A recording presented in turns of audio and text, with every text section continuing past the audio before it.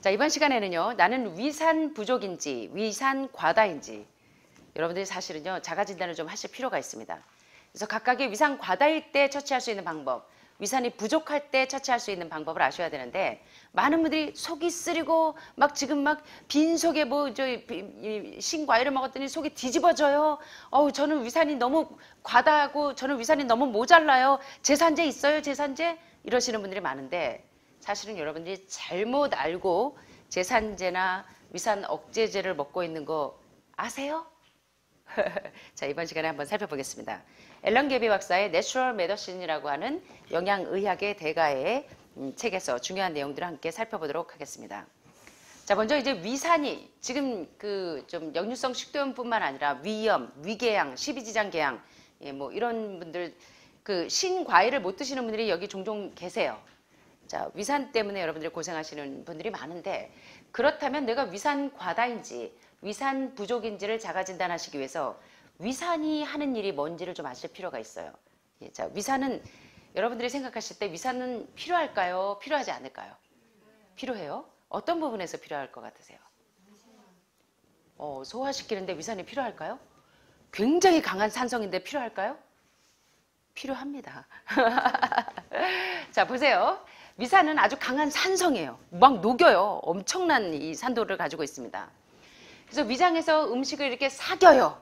사겨가지고 소화시키고 또 음식을 통해서 들어오는 각종 이 기생충들, 박테리아들을 죽여요. 살균작용을 합니다.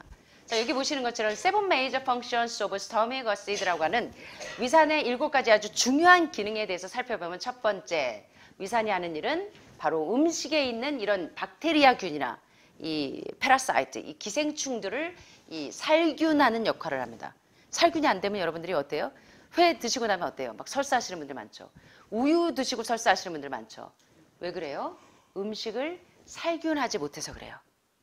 위산이 과단지, 이제 위산이 부족인지 이제 자가 진단 좀 해보세요. 그래서 우리 위산이 꼭 필요한 이유는, 위산이 우리 몸에서 하는 일 가운데 가장 중요한 요소들 7가지 중에 첫 번째는 음식 속에 있는 박테리아나 기생충을 살균하는 작용을 하는 것이 바로 위산이 하는 일입니다. 그래서 위산은 꼭 필요해요. 두 번째, 중요해요. 아까 말씀하신 것처럼 바로 프로틴 다이제스션, 단백질을 뭐 하는 일을 해요? 주물러서 연동운동이 되고 하도록 소화시키는 일을 합니다. 그래서 여기 보시는 것처럼 액티바이팅 펩신 여러분, 펩신이 뭘까요? 무슨 요소일까? 위액 속에 있는 단백질을 이렇게 자글자글 분해해주는 효소가 바로 펩신인데, 위산은 우리 몸에서 무슨 이 단백질을 소화시키는 데 있어서 바로 펩신이라고 하는 위액 속에 있는 단백질 분해 효소를 어떻게 해줘요? 활성화시키는 일을 합니다. 게다가 액티바이팅 인트린식 팩터라고 하는 내인성 인자를 활성화시키는데, 자, 여러분들이 보시는 것처럼 비타민 B12 흡수에 꼭 필요한 것이 바로 비타민 B12 흡수에 필요한 위에서 이 분비가 되는 당 단백질을 바로 이 내인성 인자예요. 요 좀 어려우시죠? 인트린식 팩터라고 하는 건 여러분들이 처음 들어보셨을 거예요. 내인성 인자. 쉽게 생각하면 비타민 B12를 흡수하는데 필요한 당 단백질이 바로 요 내인성 인자인데, 요거를 소화시키는데 상당히 위산이 중요한 작용을 합니다. 그 다음에 중요한 작용을 하는 게 바로 이거예요. 위산은요, 이 췌장과 담낭에서 소화효소인 엔자임, 제가 왜 제 요리책 반에 모르시는 분은요, 죄송합니다. 이런 말씀 참 죄송한데, 돼지 목에다 진주 목걸이를 달아주면 돼지가 알까요? 요리책을 보시고 모르시는 분들이 많아요. 이건 제가 잘났다는 게 아니고 반은 저지방 채식이에요. 저지방 채식이 너무나 중요해요. 뒤에는 로푸드예요. 응용하셔야 돼요. 자, 로푸드는 말 그대로 로푸드는 패스트의 반대 아니에요. 뭐 느린 음식이 아니고 뭐냐면 뭘까요?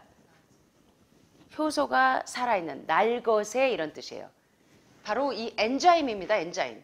소화효소. 이 효소가 살아있는 음식을 먹어야 되는데 더글래스 그레함 박사가 왜 많은 사람들이 고혈압, 고혈당, 고지혈증을 비롯한 많은 만성질환에 노출되는가? 답은 죽은 음식을 먹기 때문에.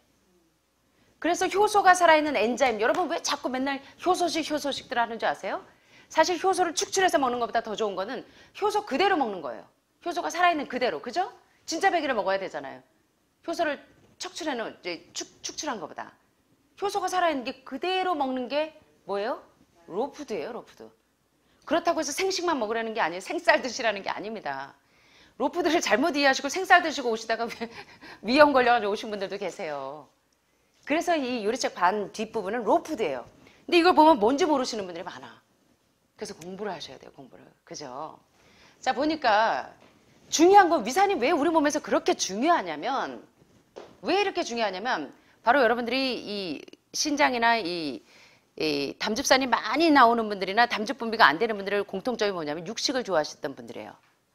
그래서 위산이 하는 일이 뭐냐면 이 담즙과 엔자임, 효소를 이 전달하도록, 온 장기에 전달하도록 자극을 해주는 일이 바로 뭐냐면 위산이에요, 위산.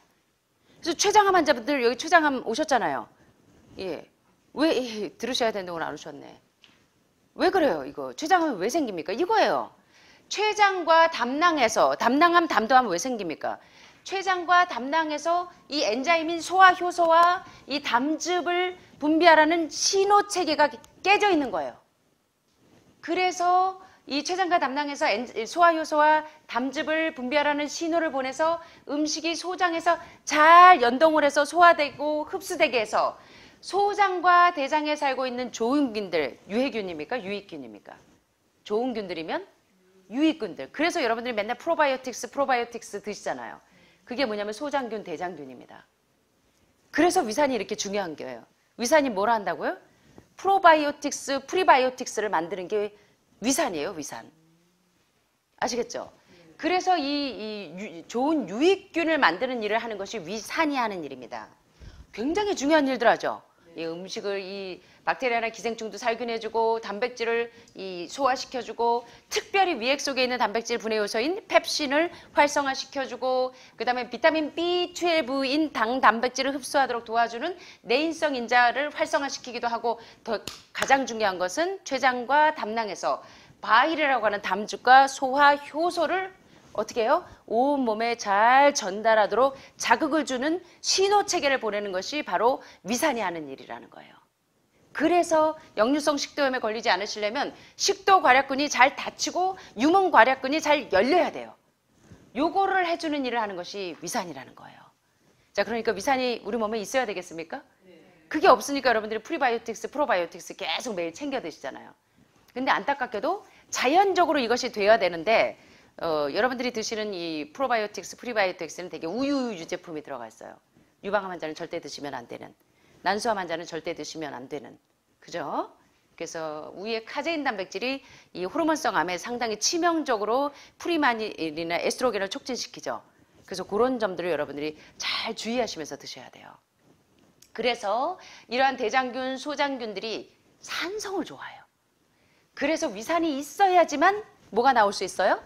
소장균도 대장균도 다시 말하면 프리바이오틱스, 프로바이오틱스가 나와서 좋은 균들이 죽고 나쁜 박테리아가 번생하면 뭐가 생겨요? 여러분 어디서부터 병이 왔어요? 변을 하루에 15일을 못 보니까 응급실에 실려가. 지난번에 이 담낭암으로 오시면 5일을 변을 못 봐갖고 응급실에 실려갔어. 이거예요 다. 그래서 여러분들 암의 시초가 어디에서부터 사인을 아시면 되냐면 변비면. 하루에 적어도 변을 2번 이상 못 보시는 분들은 내 대장 내에 지금 독소가 쌓이고 있구나 하고 생각하셔야 되는 거예요. 그래서 저지방 채식 식단이 그 섬유질이 영양소 중에 가장 중요한 영양소입니다. 이걸 기억하셔야 돼요. 그래서 이 위산이 얼마나 중요한 일을 하는지를 아셨어요. 그런데 자 보세요. 이제부터 내가 위산 부족인지 위산 과다인지 자가 진단들을 좀 해보세요. 자, 내가 위산 부족인지 위산 과다인지 어떻게 하냐면 식당에서요. 초밥들 좋아하시죠? 초밥, 그리고 생선회, 냉면, 샐러드 이런 찬 음식을 드시고 설사를 하신다. 그러면 위산 부족입니다. 설사 하시는 분들은 위산 부족이에요. 자, 청결하지 못한 식당의 도마나 주방기기 또 식품의 살모넬라균이 식중독을 일으키는데 위산이 부족하면 살모넬라균이 위장에서 죽지 않고 통과해서 장에서 뭘 일으켜요? 트러블을 일으켜서 설사를 쫙쫙 하게 됩니다. 자, 그러면 위산이 과다한 거예요? 부족한 거예요? 부족한 거예요. 예를 들어서 세 사람이 한 식당에서 맥주와 음식을 같이 먹었는데 한 사람은 멀쩡하고 두 사람은 배탈이 나서 설사하고 구토 증상을 보입니다. 자, 탈이 난 두 사람은 위산이 많아서 탈이 났을까요? 위산이 적어서 탈이 났을까요? 위산이 적은 데다가 맥주를 마셔서 위산이 희석이 돼요. 그래서 이 살균작용을 못해요. 그래서 살모넬라균을 죽이지 못해서 탈이 나지 않은, 그래서 설사를 하는 것이고, 탈이 나지 않은 사람은 위산이 충분해서 대장균, 살모넬라균을 죽이기 때문에 탈이 나지 않은 거예요. 자, 그러면 이런 사람은 위산 부족이다, 위산 과다다? 위산 부족이에요. 자, 그 다음에 이런 경우에는요. 식후에 과일을 먹고 소화가 안 되는 사람, 위산 과다일까요? 위산 부족일까요? 그런데 식사 후에 과일을 먹는 것이 옳습니까? 식사 전에 드셔야 됩니까? 예, 특별히 당뇨 환자들, 인슐린 저항성을 유발하는 식사법에 가장 잘못된 식사법이 식후에 과일을 먹는 게 인슐린 저항성을 촉진시킵니다. 그래서 특별히 식사할 때 이 가조마 시조 박사의 식사법을 여러분들이 하시지만 거기서 한 가지 잘못된 게 과일은 식전에 드셔야 돼요? 식후에 드셔야 돼요? 식전에 드셔야 됩니다. 그래야 가스나 화학작용이 일어나지 않고 인슐린 저항성이 예방이 돼요. 그래서 이건 잘못된 식사법이에요. 그런데 많은 사람들이 식후에 과일을 먹어요. 예, 그러면 당 수치가 확 올라가면 과일 먹으면 당 수치가 올라가네? 당뇨 환자는 과일 먹으면 안 되는구나. 이런 잘못된 결론을 추출한다는 것입니다. 그래서 식사법이 되게 중요한데 특별히 식후에 과일을 먹고 소화가 안 되면 뭐가 부족해서? 위산이 부족해서.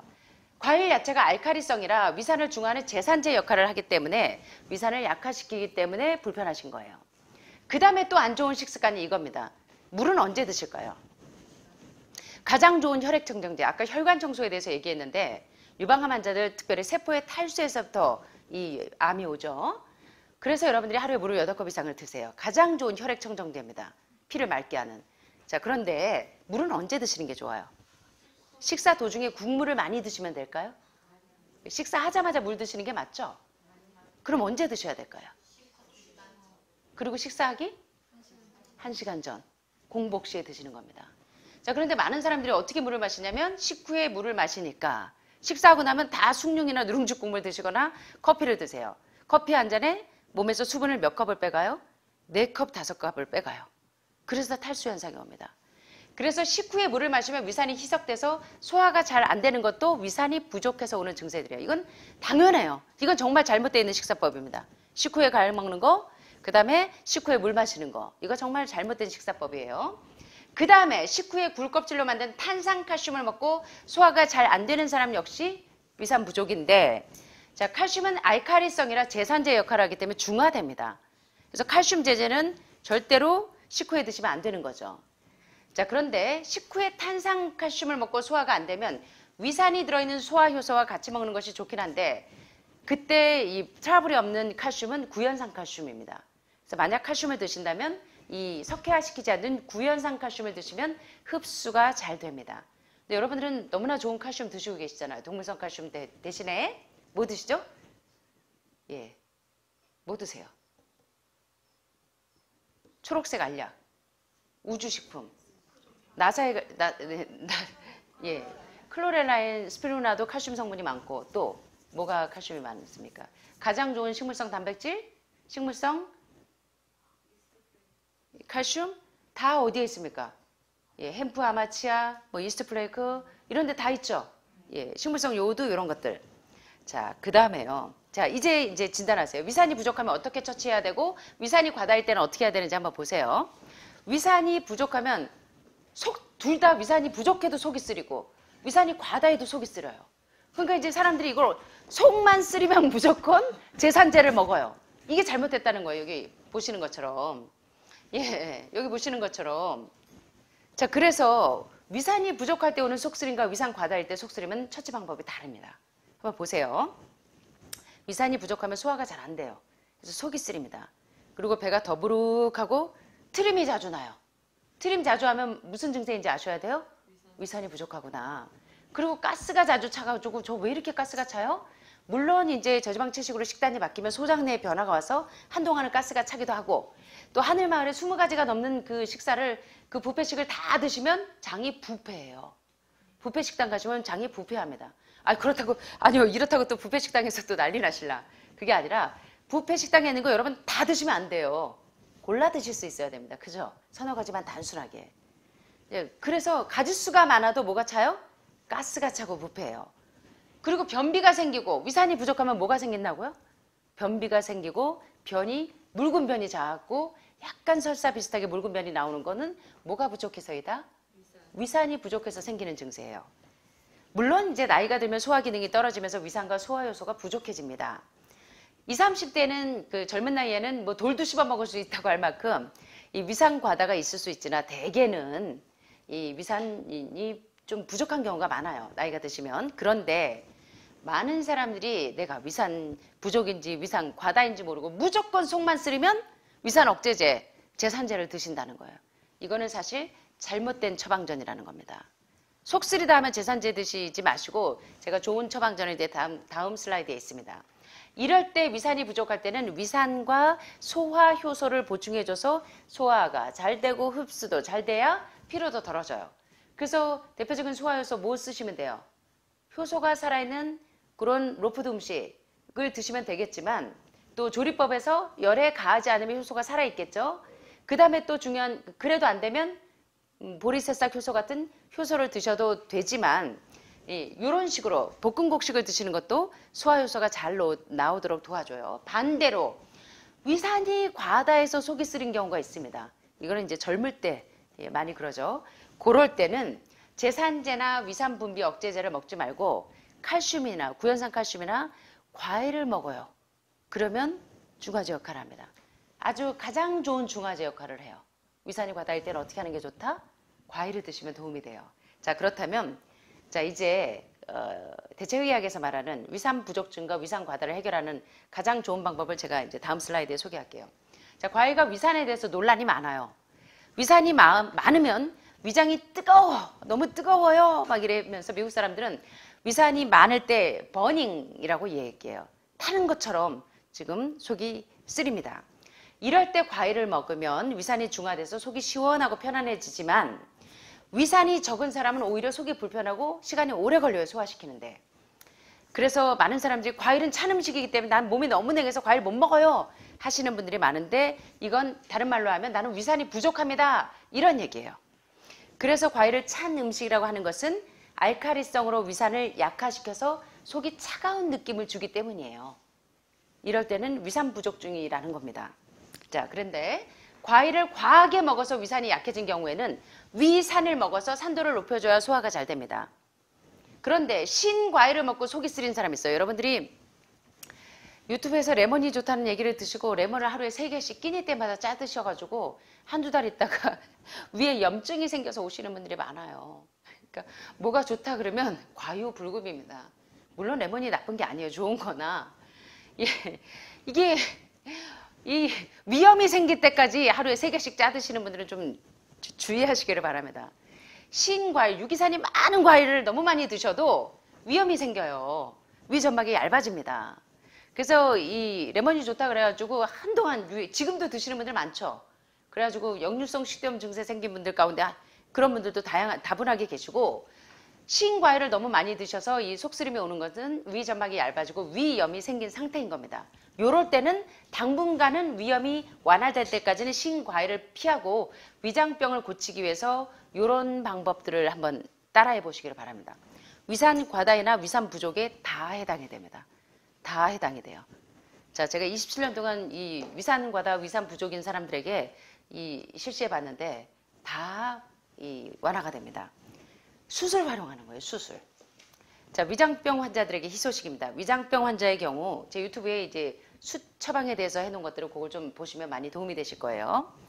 위산이 과다하거나 위산이 부족할 때 날마다 이 공복 시에 이 숯은 드실 때요. 다른 천연 치료제든 화학적인 약이든 반드시 1시간 이상을 간격을 두셔야 됩니다. 안 그러면 그 성분을 다 흡착해 버려요. 숯이. 그래서 반드시 숯을 드실 때는 공복, 아침에 일어나자마자 물 한 컵 드시고 숯을 드시거나 주무시기 직전이나 이렇게 공복 시에 숯을 드셔야 됩니다. 그래서 숟가루를 엑스트라 버진 올리브 오일에다 잘 개서 드시면 숯은 독소를 흡착하는 데 참 좋지만 이 대장 폐색이 심하신 분들은 변비가 와버려요. 예, 그래서 더 심각한 증세가 올 수가 있기 때문에 반드시 이 변비가 심하신 분들, 장폐색이 있는 분들은 숟가루를 엑스트라 버진 올리브 오일에 개서 올리브 오일 2스푼에 숯캡슐 2-3개를 넣고 잘 개서 녹여서 드시면 돼요. 그런데 폐 기능이 안 좋은 분들, 폐동맥에 산소 공급이 안 되거나 폐활량이나 폐총량이 떨어지시는 분들은 올리브 오일보다 더 좋은 게 아마씨 오일입니다. 그래서 아마씨는 폐암 환자에게 특효약으로도 많이 써요. 그래서 아마씨 오일 2스푼에다가 이 숟가루를 개서 한 번에 1스푼씩 드시면 매우 효과적으로 이 염증을 잡을 수가 있습니다. 그래서 위장이 매우 쓰리고 아플 때도 이 엑스트라 버진 올리브 오일이나 아마씨 오일에다 숯 2캡슐을 개서 오일 2스푼에 숯 2캡슐을 개서 드시면 위산이 부족하거나 위산이 과다해서 속쓰림이 심하실 때 구를 때 드시면 아주 효과적으로 진정이 됩니다. 마치 암포제름을 지금 먹은 것처럼 위벽이 싹 둘러져요. 그래서 진정이 돼요. 거기에다가 숯 패치를 붙이기도 하고 숯 찜질을 해주시면 염증 상태가 빨리 완화가 됩니다. 그 다음에 이제 대장염 환자들은 설사와 장염 증세가 자주 와요. 이 설사하고 장염, 세균성 이질 때문에 쫙쫙쫙 하루에 10번 이상 쏟는 사람들에게도 하루 정도 단식을 하거나 과일식을 해주고 난 다음에 설사하는데 내가 이제 빠질 게 없는데 왜 관장을 해요 하시는 분들이 많은데 아직도 남아 있습니다. 독소는. 그래서 관장을 해서 빼내셔야 돼요. 관장을 한 다음에 그 다음에 숯캡슐을 한 2-3캡슐 정도 드시면 되는데 세균성 이질처럼 설사를 너무 많이 하실 때는 밥숟가락, 1숟가락, 2숟가락 정도 숯캡슐로 드신 다음에 5개에서 7, 8개까지 자주 드셔야 돼요. 멈출 때까지. 그러면 그 세균이 확 잡힙니다.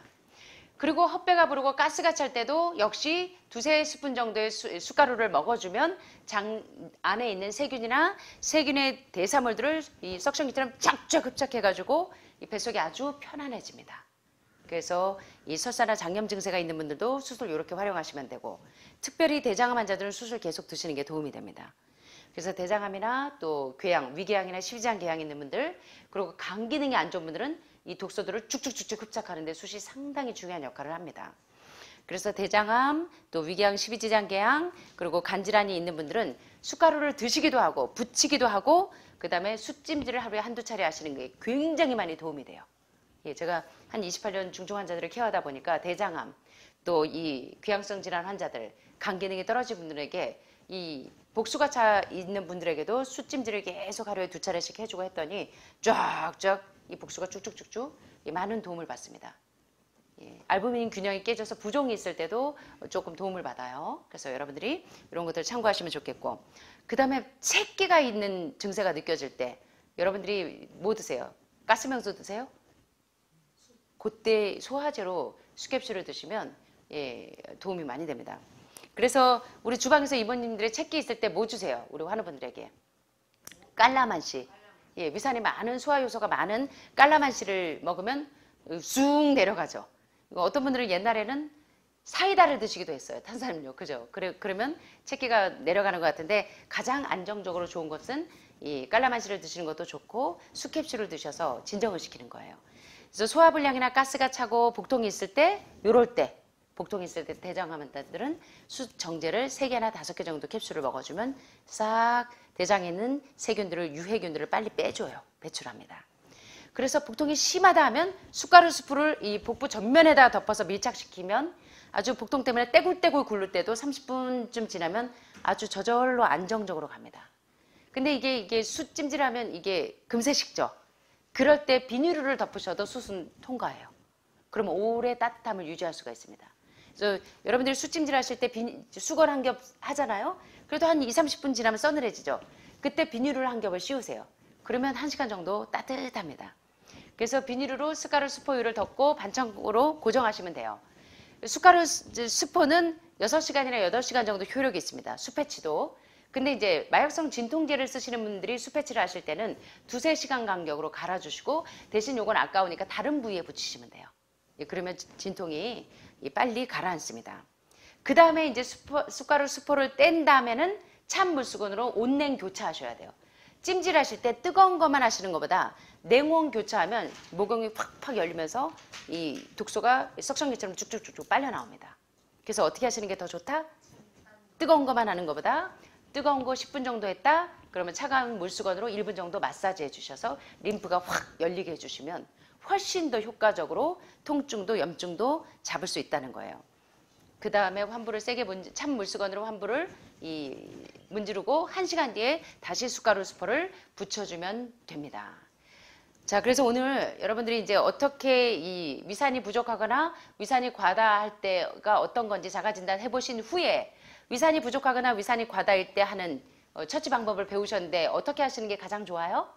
수술 활용하시는 게 위산 과다나 위산 부족이나 또 대장암에 복통이 있거나 궤양성 질환을 가지고 계신 분들이 복통이 있을 때 숟가루를 활용해서 이런 증세를 완화시키는 방법에 대해서 공부해 보셨는데 도움이 되셨습니까?